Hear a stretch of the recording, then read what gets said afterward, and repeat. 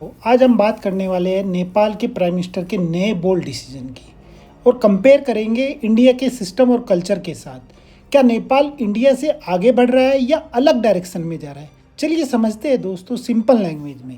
नेपाल का सबसे पहला step anti corruption drive. Nepal में एक बड़ा स्टेप लिया गया है फॉर्मर पीएम और ऑफिशियल्स की प्रॉपर्टी इन्वेस्टिगेशंस का। ये एक स्ट्रॉन्ग एंटी करप्शन मूव है दोस्तों। लेकिन इंडिया में भी एजेंसीज है, ईडी है, सीबीआई है, लेकिन यहाँ पर पॉलिटिकल डिबेट्स बहुत ज़्यादा होती है और न्यूट्रल अप्रोच नहीं अपनाई जाती। तो देखते हैं नेपाल में इस रिपोर्ट का आने के बाद क्या एक्शन लिया जाता है। नंबर 2 दोस्तों, नेपाल में एजुकेशन सिस्टम में चेंज किया गया है। एजुकेशन सिस्टम में क्या चेंज किया गया है कि क्लास 5 तक कोई एग्ज़ाम नहीं होगा, कोई स्टूडेंट पॉलिटिक्स नहीं होगी। नेपाल में बिल्कुल स्ट्रेस फ्री एजुकेशन होगी।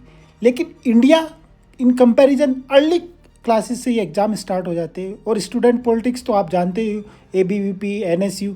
इंडिया में कंपेटिटिव एग्ज़ाम है कंपेयर टू नेपाल। नेपाल में स्ट्रेस फ्री एजुकेशन रखी गई है।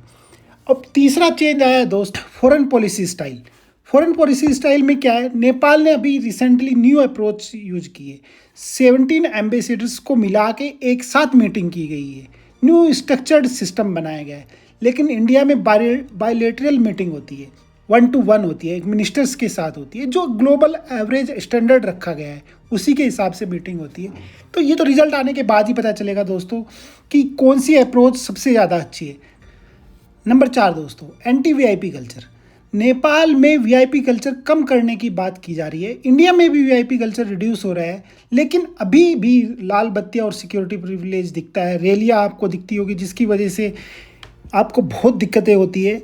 अभी भी मुंबई में एक रिसेंटली इंसिडेंट हुआ है इसी चीज़ को लेके।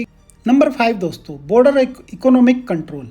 नेपाल ने इंडिया से आने वाले गुड्स पर स्ट्रिक्ट टैक्स लगा दिया है और जो इंडिया से पर्सन नेपाल जाएगा उसके लिए भी एक परमिट अलाउड किया गया है। लेकिन यूजुअली इंडिया का ओपन ट्रेड एग्रीमेंट होता है। लेकिन दोस्तों अब सवाल ये है कि फास्ट चेंज बेटर है, स्टेबल चेंज? आप कमेंट सेक्शन में लिख कर बताइए। थैंक यू दोस्तों, थैंक यू सो मच।